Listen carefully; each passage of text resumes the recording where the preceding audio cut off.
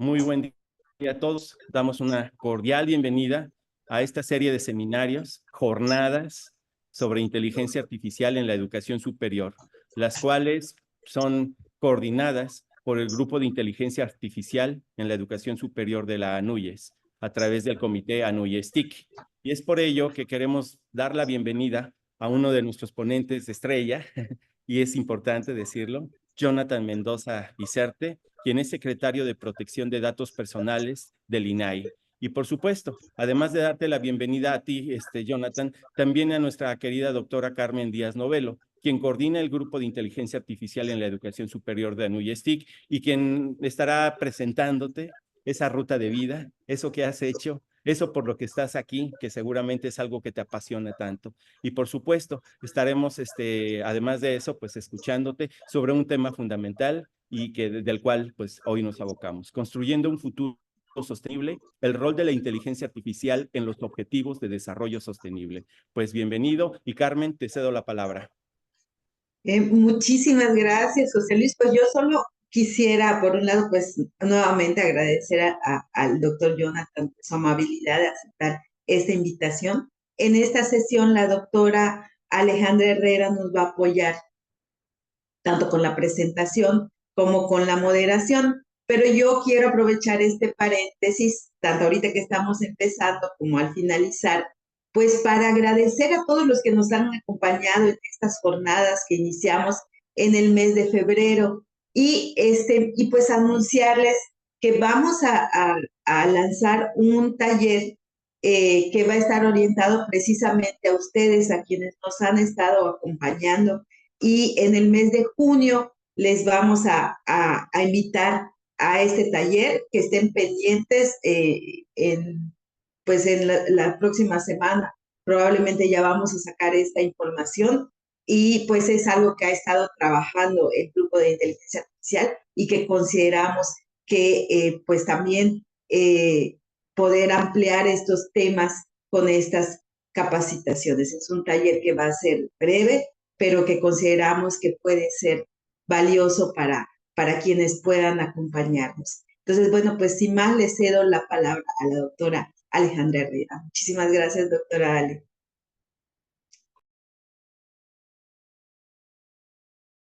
Eh, Carmen, no veo a la doctora.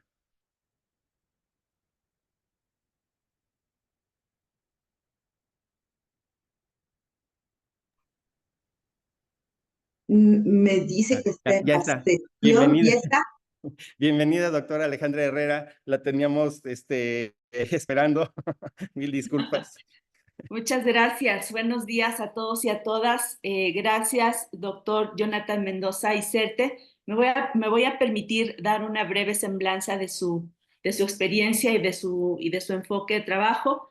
El doctor Mendoza Iserte es doctor en Derecho y máster en el Reglamento General de Protección de Datos de la Unión Europea. Actualmente es secretario de Protección de Datos Personales en el INAI, en donde ha trabajado estándares de la industria, directrices de gobierno y ha impulsado las colaboraciones público-privadas, además de ser especialista en tecnologías disruptivas y ética digital, con diversas publicaciones en la materia y una amplia trayectoria académica tanto nacional como internacional. Muchas gracias, doctor Mendoza, y bueno, adelante, la palabra es suya. Muchas gracias a usted, doctora Alejandra. Pues lo primero es agradecer mucho la invitación a Núñez, a José Luis, a Carmen. Es un gusto estar aquí con ustedes. Ya me hizo el gran favor de presentarme. Soy Jonathan Mendoza, soy secretario de Protección de Datos Personales del INAI desde hace un poquito más de 5 años. Y llevo trabajando en el INAI en temas de datos personales pues 10 años. El 1 de junio cumple una década de trabajar estos temas. Lo platicamos con José Luis antes de iniciar esta sesión. Son temas que me gustan y me apasionan. Y en ese sentido, pues no me cuesta mucho trabajo estar hablando constantemente de esto. Entonces, cualquier foro en el cual me invitan a participar, pues trato de dar mi punto de vista y mi reflexión en torno a esos temas. Voy a compartir una presentación, si les parece bien.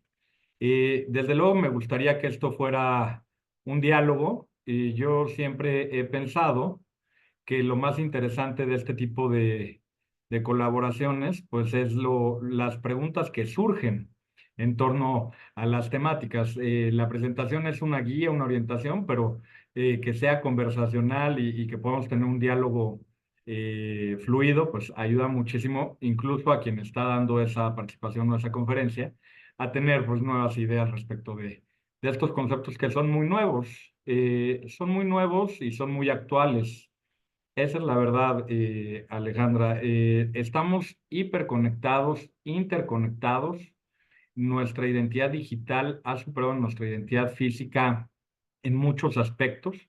La transformación digital es irreversible. O sea, lo dijo CEPAL con motivo de la pandemia por COVID-19, perdón, pero es algo evidente. Si todos tenemos un dispositivo móvil al lado o en la bolsa o en la mano en este momento que estoy platicando con ustedes. Nuestra forma de socializar, nuestra forma de entablar conversaciones profesionales, personales y en todos los ámbitos de nuestra vida, está inmersa en los ecosistemas digitales.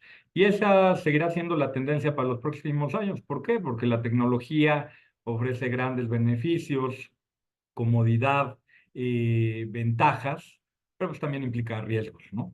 Hay una frase del secretario general de la ONU, Antonio Guterres, que dice que la tecnología tiene que estar al servicio de la humanidad y no al revés, no la humanidad al servicio de la tecnología. Esta es una reflexión importante porque si ustedes revisan sus dispositivos móviles, les puedo asegurar que tienen cualquier cantidad de aplicaciones y desde hace mucho tiempo que utilizaron en algún momento y que ya no utilizan con continuidad.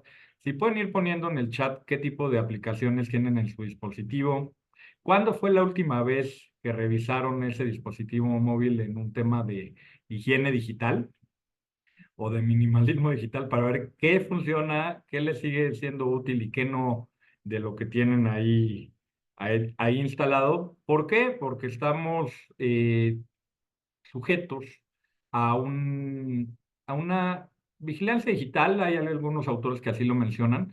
Yo diría que un perfilamiento digital. Todas nuestras acciones en los ecosistemas digitales dejan una huella o una estela y eso va generando un perfil en torno a nosotros. La temática que hoy nos ocupa es el tema de sostenibilidad y específicamente el rol de la inteligencia artificial en los objetivos de desarrollo sustentable. Pero la inteligencia artificial solo es una de las tecnologías disruptivas que están en tendencia, ¿no? O de moda. No es nueva. La inteligencia artificial tiene muchísimos años, por lo menos en los conceptos, desde los años 70, más o menos. Acá les pongo, recordarán una película que se llama Enigma, seguramente que tiene que ver con la Segunda Guerra Mundial, y cómo Alan Turing en su momento tuvo la primera versión o una versión muy rudimentaria de inteligencia artificial para poder controvertir pues, los mensajes cifrados que tenía el gobierno nazi alemán para tener acciones de guerra, ¿no? Publiqué un artículo la semana pasada en El Economista, el viernes, y lo puse en mis redes hoy, no, el lunes, lo puse ayer, no, antier, perdón, el lunes.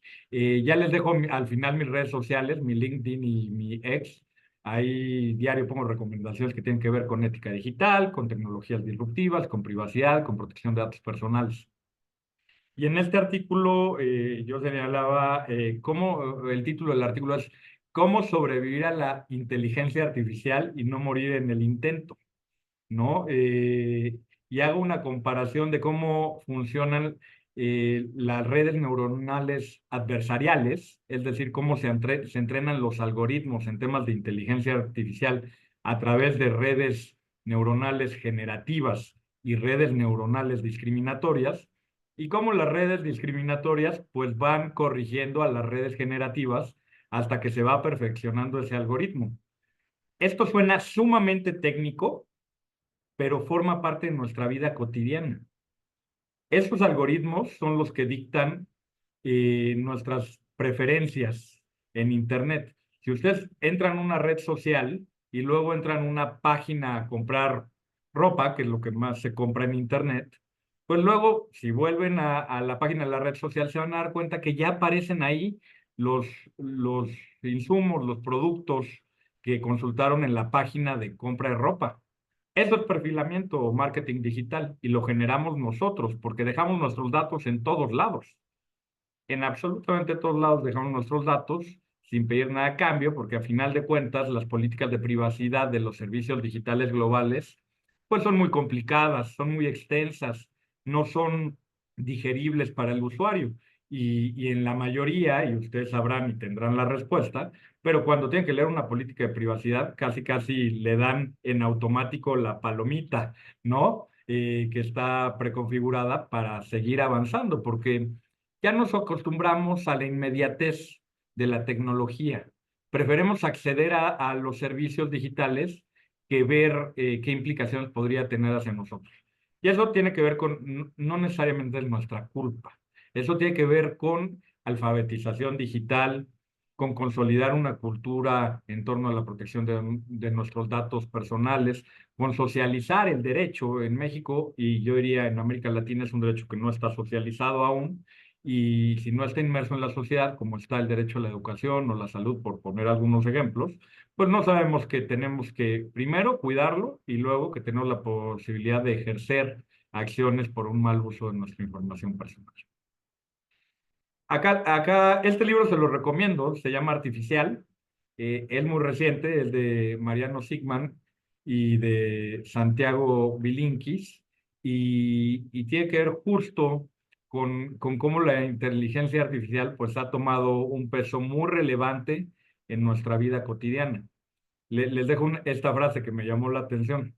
Así, en estos días en los que suele percibirse la inteligencia artificial como algo opuesto al humano, quizá convenga recordar que su primer proyecto embrionario se concibió justamente en la urgencia por salvar a la humanidad de su poder de autodestrucción. Y justo me estoy refiriendo los autores se refieren a la Segunda Guerra Mundial, ¿no?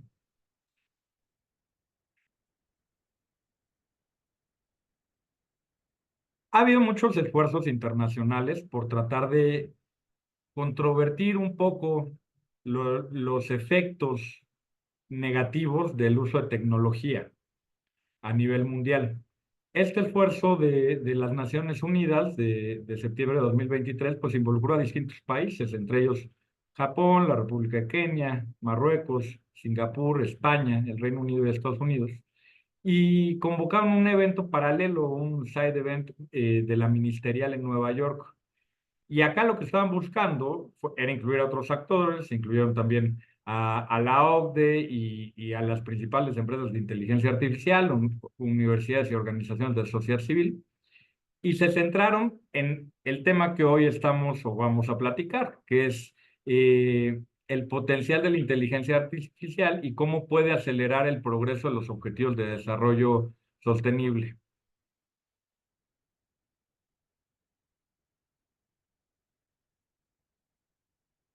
A su vez, el 26 de octubre del año pasado, la ONU anunció la creación del Consejo Consultivo que se va a enfocar en analizar y promover recomendaciones para la gobernanza internacional de la inteligencia artificial.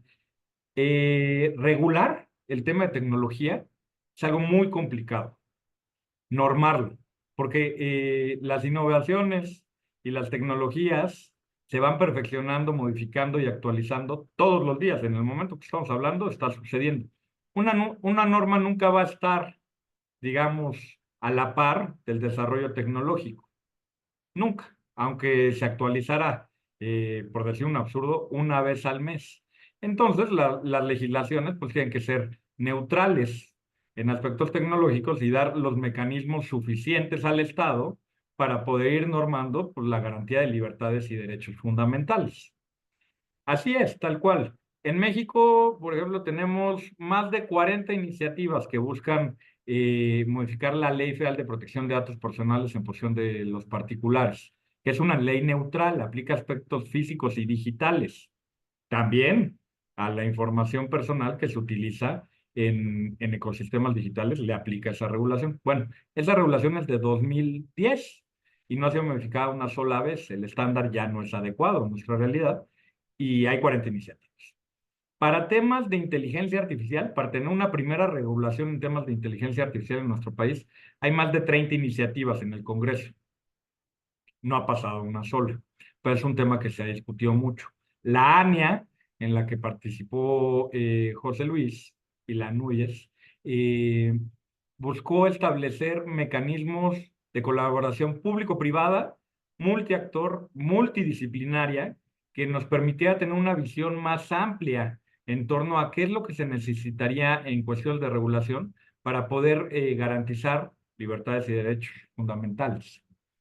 Fue encabezada por la senadora Lagunes. La semana pasada, si no me equivoco, se presentó el reporte de recomendaciones.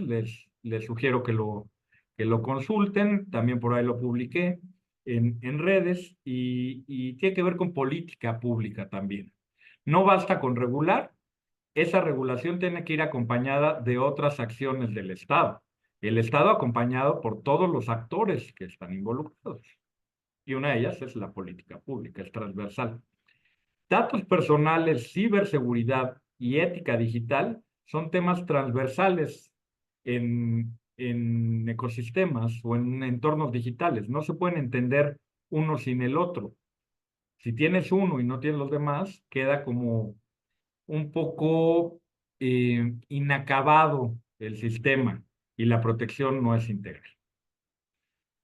Yo les decía que este consejo consultivo pues, busca estar formado por 38 expertos de gobierno, integrantes de la industria y académicos originarios de 33 países, y voceros de empresas pues, como Sony, Microsoft y OpenAI, y quieren trabajar, o la intención y el objetivo es trabajar de manera independiente en el desarrollo de un consenso científico global sobre los riesgos y los desafíos de la inteligencia artificial, en la explotación de las ventajas de esta tecnología y en el cumplimiento de los objetivos de desarrollo sostenible, buscando fortalecer la cooperación internacional y la gobernanza de la IA.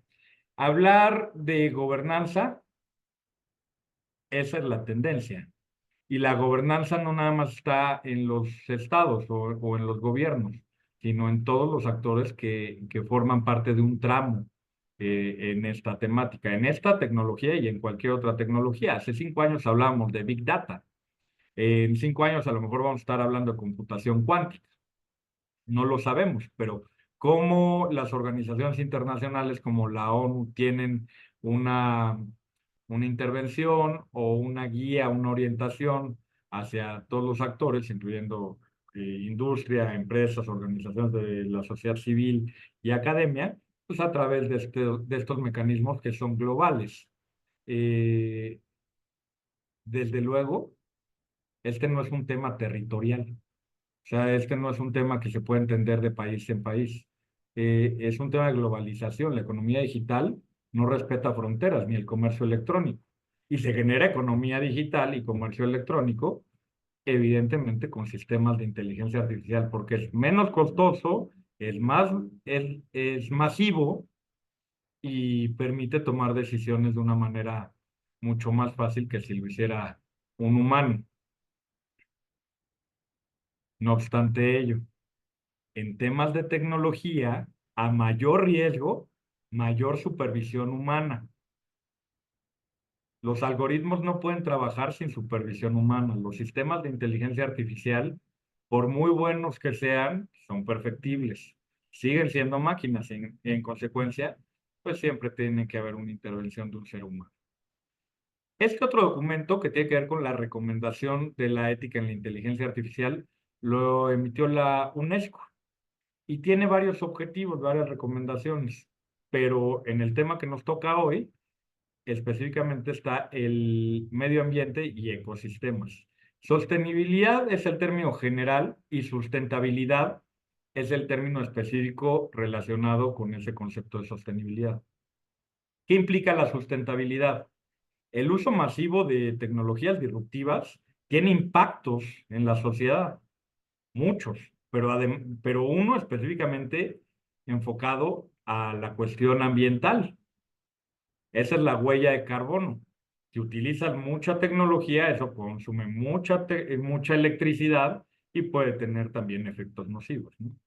Entonces, en esta recomendación lo que señala la UNESCO, o lo que sugiere, es que los Estados miembros y las empresas deben de evaluar el impacto ambiental directo e indirecto de los sistemas de la inteligencia artificial, a lo largo de su ciclo de vida, en particular, aunque no exclusivamente, su huella de carbono, que es lo que veníamos platicando, su consumo de energía y el impacto ambiental de la extracción de las materias primas necesarias para la fabricación de las tecnologías, buscando reducir su impacto ambiental, y las infraestructuras de datos pues también tienen un costo, desde luego.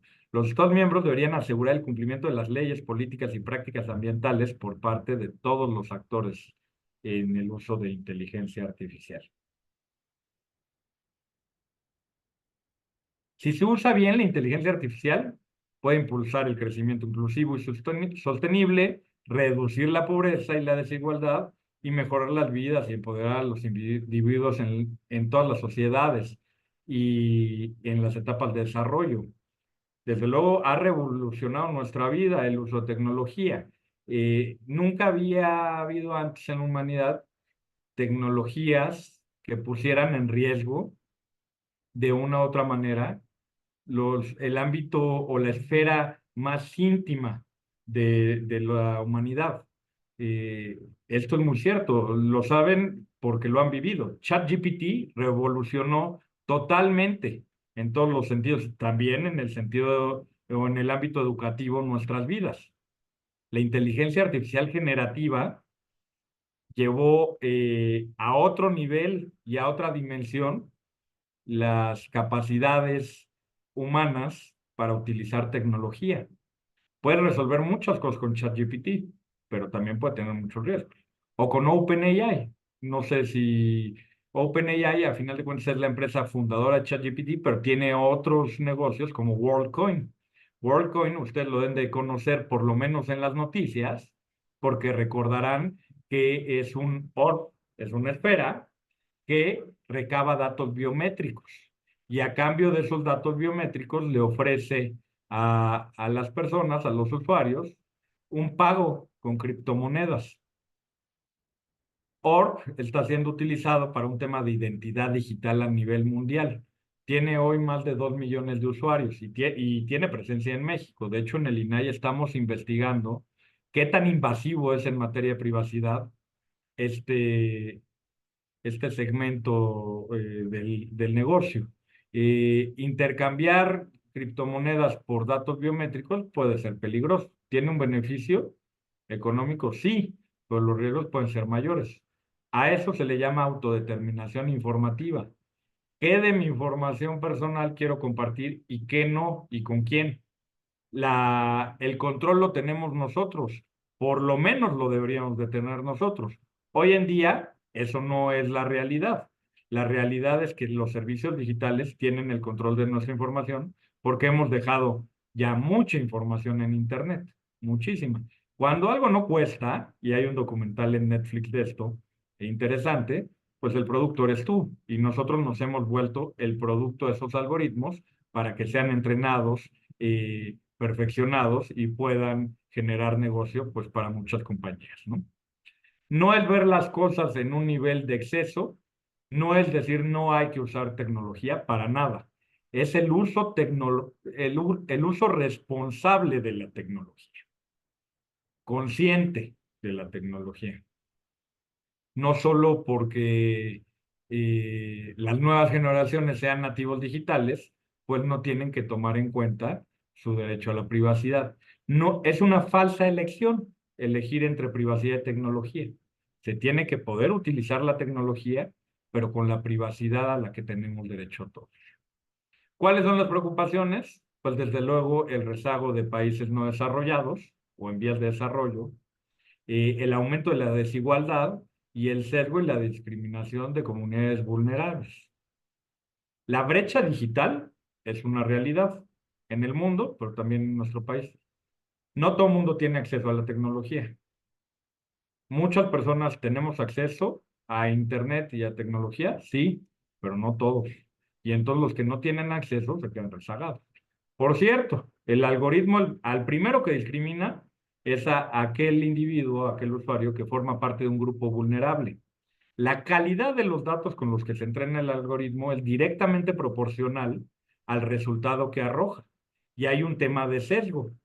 Entonces, si no se tiene la suficiente información para entrenar en mecanismos de deep learning un algoritmo, pues seguramente los resultados que arrojen van a ser nocivos o discriminatorios para un grupo de las personas que usan esa tecnología o que la usarán en los próximos años. Desde luego el mundo enfrenta desafíos complejos, son innegables. El cambio climático, pues nada más para muestra un botón, dirían por ahí, la ola de calor que vivimos en este momento es algo que es consecuencia pues, de las acciones anteriores, ¿no? Nos vinculan como humanidad. La escasez de recursos y la degradación ambiental. Por ello es vital aprovechar el poder de la tecnología para poder impulsar soluciones sostenibles. El potencial aún no lo conocemos. Digamos, dogmáticamente o en un tema filosófico se habla de superinteligencia, que es cuando es el nivel máximo, cuando ya una máquina puede tomar decisiones sin que un humano haya intervenido en ese sentido. Hoy estamos en un nivel anterior que se llama inteligencia artificial generativa, pero hacia allá vamos. Hacia allá vamos. Ya hay muchas innovaciones que incluso tienen que ver con una intromisión en nuestro cuerpo o en nuestro organismo. Por eso se ha vuelto una tendencia también el tema de neurodatos y de neuroderechos, ¿no? Algunas se pueden incorporar a nuestro cuerpo de manera temporal y otras, literalmente, es introducir tecnología en nuestro cuerpo. Eso ya lleva a otro nivel esta conversación. La IA ha surgido como una fuerza transformadora, ya lo hemos platicado, pero busca revolucionar nuestra vida en un aspecto positivo. Yo creo que también tiene efectos económicos muy convenientes para muchas corporaciones internacionales, así es, pero su potencial radica justamente en su capacidad para aprovechar los datos y optimizar procesos y fomentar innovación. Acá les dejo unos datos que siempre es importante tener como una referencia numérica para poder contextualizar el nivel del problema. Según este estudio publicado por Nature, que es de este año, la IA puede contribuir a alcanzar el 79% de los objetivos de desarrollo sostenible. Y entonces su uso ayudaría a todas las industrias a diseñar un planeta mejor. Ese es el deber ser. Aunado a esto, PricewaterhouseCoopers en Reino Unido y Microsoft hicieron una proyección al 2030 que señala que el uso de la inteligencia artificial en tecnologías ambientales podría agregar hasta 5.2 billones de dólares a la economía digital o a la economía mundial. La economía mundial está integrada por la economía que conocemos todos de manera cotidiana y por la economía digital, que hoy por hoy debe ser un 10% de la economía mundial, la economía digital. Y también tendría una mejora del 4.4% en comparación con un negocio habitual. Eso hacia 2030. Esto es lo que les comentaba que dice Antonio Guterres. Impulsar un progreso extraordinario para la humanidad, esa es una de las visiones positivas de la inteligencia artificial. Se puede predecir y abordar crisis en muchos sentidos, políticos, económicos, sociales, en temas de salud, en servicios educativos. Puede ampliar el trabajo de los gobiernos en sistemas de gobierno digital, hacia la sociedad civil y hacia muchos otros sectores utilizados de una manera correcta. Y para las economías en desarrollo ofrece la posibilidad de superar tecnologías obsoletas y llevar servicios directamente a las personas. ¿En qué sectores? Por ejemplo, salud puede eliminar o reducir errores médicos. En agricultura, aumentar el rendimiento. En educación, la capacitación a estudiantes y lo masivo que puede ser, digamos, este alcance. Y en transporte, pues desde luego mejorar la movilidad. Estos solo son algunos ejemplos de cómo nos podría servir la inteligencia artificial en la actualidad y hacia el futuro.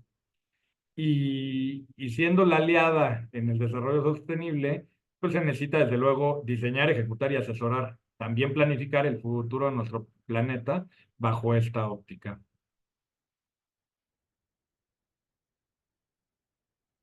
Nos puede ayudar a construir un futuro más eficiente, utilizar recursos de manera sostenible y a reducir y gestionar los residuos que generamos de manera más efectiva, a medida que nos encontramos en la interacción entre la innovación y la sostenibilidad.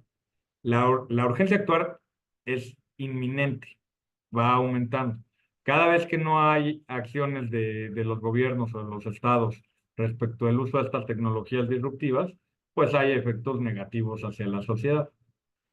Y con el fin de avanzar a un futuro marcado por la resiliencia, la sostenibilidad y la prosperidad compartida, pues hay que tomar decisiones pronto. Esto ya se los había dicho. Yo hago una comparación entre el uso de los datos y el uso del agua. A mí me parece que la calidad de los datos podría compararse o homologarse a la calidad del agua. Se requiere cuidado, atención y un procesamiento adecuado para garantizar su óptimo rendimiento. Si hay malos datos procesados, pueden introducir sesgos y errores, al igual que si el agua es maltratada, pues puede ser perjudicial para la salud de los seres humanos. Esta es la presentación que tenía preparada el día de hoy para ustedes. Quedo muy atento a cuáles son sus inquietudes y sus preguntas. Les quiero decir que el INAI ha hecho un esfuerzo grande por tratar de socializar y difundir este derecho humano, este derecho fundamental a la protección de los datos personales en distintas audiencias. Yo les menciono una en particular.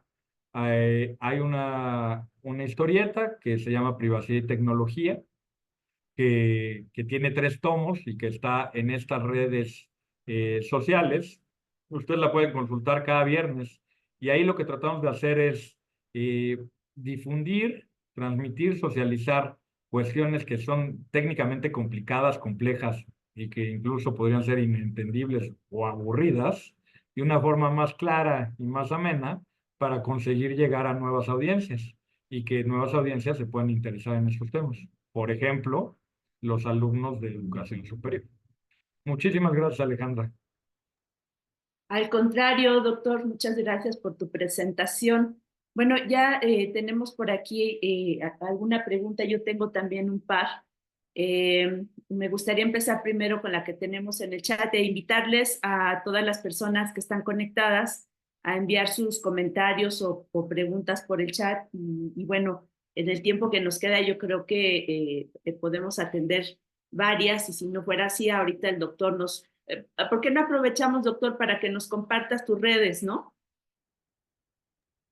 Justo venía en la última lámina, se las vuelvo a poner. Sí, Acá las dejo. ahí están. Muy bien. Cualquier cosa estoy a sus órdenes también por esa vía. Siempre contesto yo mis redes. Entonces, lo que necesiten, con mucho gusto. Bien, muchas gracias. Bueno, nos has dado algunas referencias valiosas, me parece, sobre todo, estoy hablando del grupo que está atendiendo el tema de parte del Comité ANUYES TIC.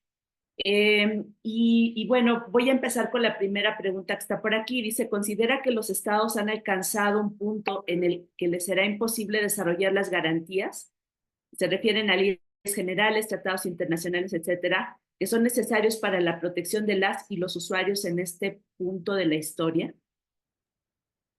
Es una muy buena pregunta. Hay muchas personas que tienen una visión o una óptica de ya para qué protejo mi privacidad si esto ya es irrevertible. O sea, no tiene ningún sentido. Y yo creo que los estados por sí solos no pueden revertir esta situación. A mí la clave me parece que está en las cooperaciones público-privadas, en la gobernanza de la inteligencia artificial, de la protección de datos personales, de las tecnologías disruptivas y en la conformación de un nuevo esquema digital que sea más equilibrado. Reputacionalmente, los servicios digitales tienen efectos negativos por el uso masivo de información e indiscriminada. Duele más una reputación negativa en los usuarios que una multa impuesta por una autoridad en materia de datos personales o cualquier otra autoridad. Duele mucho más. Si no, pregúntenle a Facebook, ahora Meta, pero bueno, la red social se sigue llamando Facebook, por Cambridge Analytica.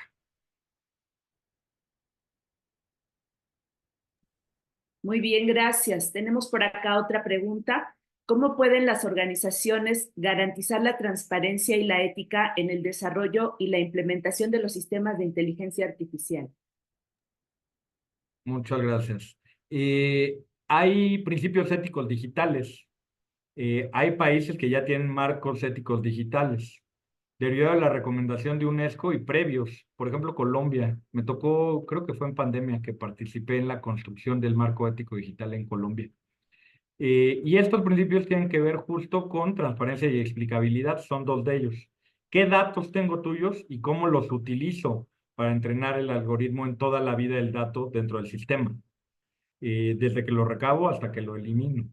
Esto no tiene que ver con develar cuestiones de know-how o de propiedad intelectual, que es como la excepción que ponen algunos servicios digitales para compartir esta información con los usuarios.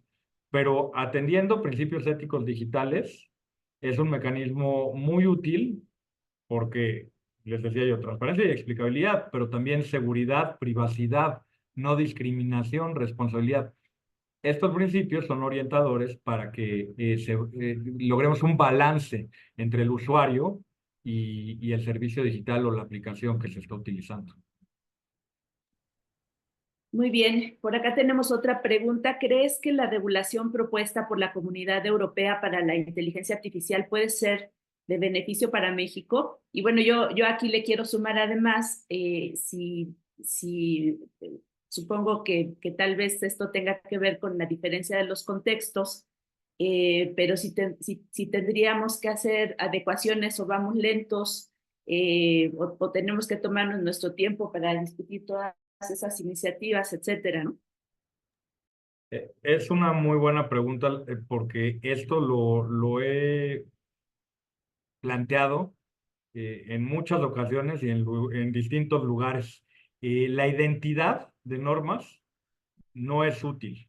¿Qué significa identidad de normas? Veo algo en otra latitud, veo que funciona ahí o no, y lo incorporo. Me pongo creativo como legislador y lo incorporo al sistema jurídico del país de que se trata. Eso no funciona. Las cuestiones sociales, culturales, económicas de cada país son distintas, políticas. La identidad de normas no funciona, la convergencia sí. Buscar un estándar internacional en temas globales puede ser muy útil. ¿Cuál es el mecanismo idóneo? Pues obviamente los convenios o los tratados internacionales en materia de derechos humanos, pero no existe uno a nivel mundial, no hay uno global. ¿Sirve tomar buenas prácticas de otras regiones? Sí, pero siempre tiene que obedecer al contexto actual de la sociedad del país de que se trate. El acta de inteligencia artificial, AI Act de Europa, de la Unión Europea, tiene 3 niveles de protección en función de qué tan invasivas son las tecnologías. Esto aplicado al contexto mexicano no va a funcionar porque la implementación de esa norma va a ser muy compleja, muy complicada por el nivel de madurez que tenemos como país. ¿Es una referencia? Sí, es una referencia, como lo fue el Reglamento General de Protección de Datos de la Unión Europea, el GDPR, cuando entró en vigor en 2018. Habría que preguntarle a las autoridades europeas, a todas ellas, no solo a España, Alemania, Francia o a Reino Unido, aunque ya salió de ese esquema por Brexit y tiene su propio reglamento, si pudieron implementar adecuadamente esas normas. Si el esquema de multar, como multaron a muchos servicios digitales, ayudó a fortalecer el ecosistema o más bien lo dividió y lo fragmentó. Yo tengo una postura propia, pero creo que llegar a esta reflexión cada uno de nosotros es muy útil. Esa es mi consideración. Nosotros tenemos que construir el tema del de cero en función de cómo está nuestra sociedad y cómo se utiliza tecnología en nuestro país. Quien ha tomado normas de otros lugares y las ha tratado de implementar, sistemáticamente se ha equivocado. Y yo llevo la referencia de GDPR, o del Reglamento General de Protección de Datos de la Unión Europea, porque eso lo intentó Brasil en nuestro continente. Le ha costado mucho trabajo. Lo intentó Ecuador y ni siquiera tiene autoridad todavía. Lo intentó Chile y todavía no tienen ley ni autoridad. No es tan fácil, no es tan fácil porque hay resistencias y hay contrapesos. Son cosas que se tienen que estructurar en esquemas de parlamento abierto, multiactor, para llegar a una norma que no restrinja o limite temas de economía en nuestro país, de economía digital, porque entonces simplemente no van a invertir en nuestro país con una regulación que sea contraproducente. Por eso hay que buscar un balance. Sí, claro, es un tema muy complejo. Olvidé mencionar a las personas que nos enviaron sus preguntas: Carlos Tobar Hernández, Jesús García Amado, Elsa Ortega Rodríguez. Voy con la de Francisco Reyes Cepeda. Dice: México es un país con alta diversidad biológica y cultural, por lo cual la inteligencia artificial dependerá de la calidad de los datos que se generen, como mencionas. Pero si la gobernanza es el eje para lograrlo, ¿qué necesitamos empezar a hacer en México para alcanzar los objetivos de desarrollo sostenible con el apoyo de la inteligencia artificial? Se puede responder muy fácil. Necesitamos voluntad, no solo voluntad política, sino voluntad ejecutable en nuestra realidad. O sea, conformar el ecosistema. Eso es uno, y lo segundo que necesitamos es humildad. Nadie tiene una solución única en estos temas. Nadie sabe todo en torno a una tecnología disruptiva. Incluir a todos los actores y hacerlo multidisciplinario es parte de un primer paso de la solución. Si no, si lo dejamos en manos nada más de uno de los actores, llámenle el que quieran, industria, academia, sociedad civil o gobierno, no va a funcionar. Vamos a tener una norma en vigor, pero no se va a poder implementar de una forma adecuada y no va a ayudar a desarrollar estos temas en nuestro país. Gracias. Bueno, Susana Escobedo plantea: estamos en pañales con la ciberseguridad en México. ¿Cuánto tiempo consideras que nos lleve regularizar en nuestro país la seguridad en cuestión de delitos digitales? Esto es en el contexto de que aprovechamos la inteligencia artificial y otras herramientas, pero no hay certeza de seguridad. Estamos por nuestra cuenta, ¿verdad? Autorregulación se le llama a eso, ¿no? Tal cual se le llama así. Desde luego que estamos en pañales, no tenemos una ley de entrada. Somos observadores en el Convenio de Budapest, no somos integrantes, tampoco tenemos un paraguas internacional. Tenemos algunos delitos informáticos regulados en las normas penales, pero no hemos dado el siguiente paso. Yo les digo, 28 iniciativas en temas de ciberseguridad, ni una sola ha avanzado. Ya se acabó la legislatura, por lo menos el periodo ordinario. No creo que este año salga nada. Regresarán los legisladores, los nuevos legisladores y los que se reeligieron en septiembre y en octubre, y que salga algo tiene que ver con que esto sea una prioridad en la agenda nacional. Ustedes díganme cuándo va a pasar. No creo que sea muy pronto, ¿eh? Lo digo con mucha honestidad. Tiene que haber alguien que impulse estos temas y que se comprometa realmente a que tengamos los mecanismos suficientes para estar protegidos en entornos digitales. Muy bien. Elvia nos escribe y dice lo siguiente: en un contexto educativo, ¿cuáles son las consideraciones éticas que se están tomando para las instituciones de educación superior en nuestro país? Yo creo que esa respuesta la pueden dar mejor ustedes que yo. Desde luego, el INAI tiene recomendaciones enfocadas a niñas, niños y adolescentes, y ha estado trabajando con el CAF en tener recomendaciones en cuestiones de ética en el uso de inteligencia artificial. Es un trabajo que tenemos desde hace unos meses aquí en el instituto, pero creo que esa respuesta en la práctica no la tengo yo. Miguel Ángel Guaye, espero haber dicho bien su apellido, Vázquez, dice: ¿cuál es su opinión sobre la Agenda Nacional de la ANIA México?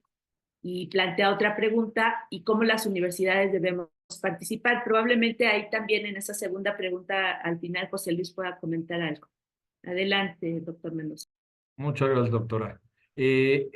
La ANIA me parece un buen ejercicio, me parece un ejercicio serio de cómo incluir a las personas que tienen experiencia en estos temas y visiones distintas, porque eso es lo que enriquece una conversación, un diálogo que sea nutrido y que no todo el mundo esté de acuerdo.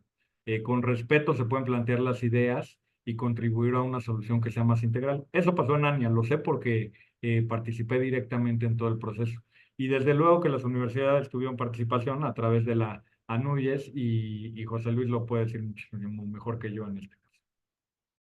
Sí, sesiones con muy buenas discusiones en donde lo que tú comentas, se ven las tensiones desde luego, desde el punto de vista de los intereses legítimos de todos los actores, pero que al final pues tendrían que converger, ¿no?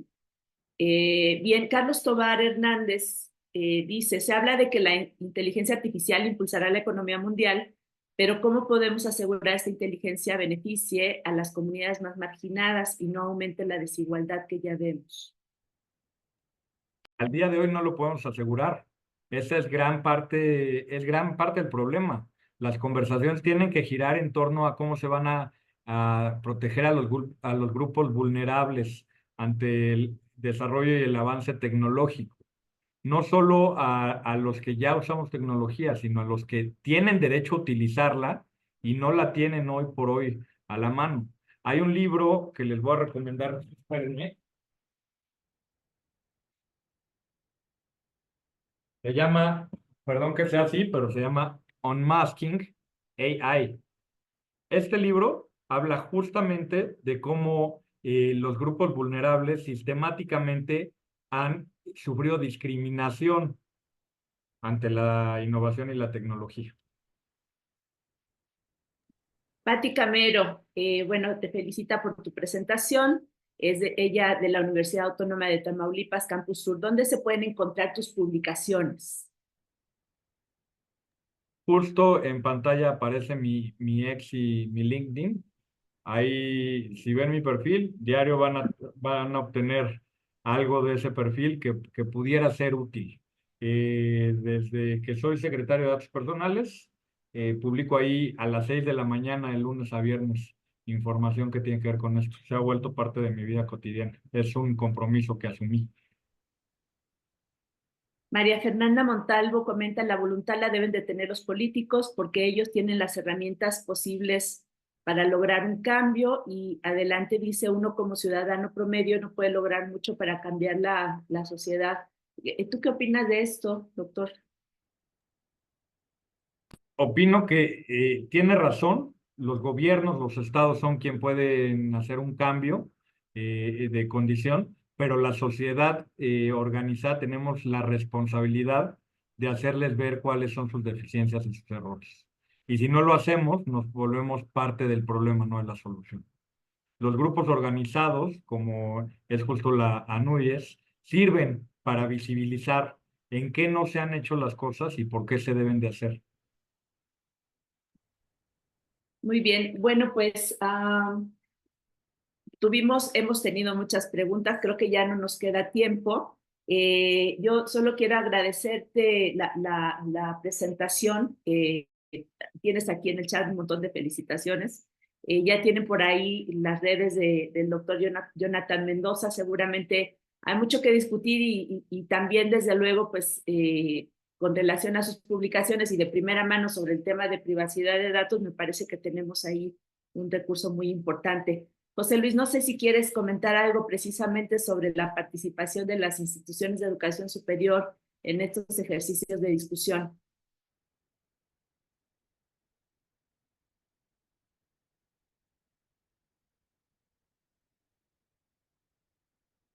O doctora Carmen, que también ha estado participando en estos ejercicios. Sí, claro que sí, doctora Ale, pues muchas felicidades, doctor, muy interesante, pues todo lo que se ha abordado y creo que también algo muy importante es la gran participación que estamos teniendo de todos. Como bien señala la doctora Ale, pues algo que se ha identificado es este tema de la ética cómo vamos a estar trabajando y abordando en las instituciones de educación superior, porque ha sido una de las, pues de las situaciones que han aparecido como parte del diagnóstico en una encuesta que se aplicó y en donde, bueno, dentro de las cosas que se priorizan necesidad por parte de las instituciones, está precisamente cómo vamos a incorporar la inteligencia artificial y este tema, considerando estos temas éticos. Y seguramente va a ser algo para lo cual pues vamos a estar trabajando junto con las instituciones. Creo que esta va a ser una de la línea de trabajo que vamos a estar desarrollando. Y pues les agradecemos de verdad muchísimo todos los comentarios, todo lo que nos están indicando y por supuesto que pues todo lo que usted nos comparte, como dice la doctora, les va a ser de muchísimo valor también. Y esperamos poder seguir trabajando y poder contar nuevamente con su presencia en próximas pláticas o en próximas actividades que desarrollemos, porque creo que esta parte del diálogo, el poder identificar lo que más nos está pues preocupando dentro de nuestras instituciones, pues es parte de lo que genera estas jornadas, ¿no? Entonces, que muchísimas gracias, gracias a todos, gracias doctora Ale.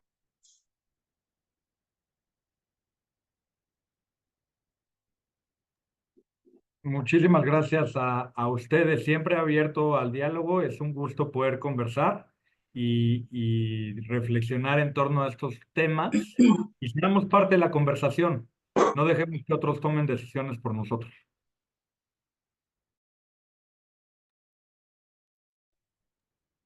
Muy Excelente. bien. Muchas gracias, Jonathan, una vez más, por ser parte, por ser cómplice de este gran trabajo que está haciendo el grupo de inteligencia artificial en la educación superior, en muy buenas manos. Pues no queda más que despedirnos y, como ya comentaron, que no sea la última, que solo sea la primera de muchas. Creo que hay muchos retos, hay mucho por hacer. Estamos empezando esto apenas. Muchas gracias. Va a ser un placer.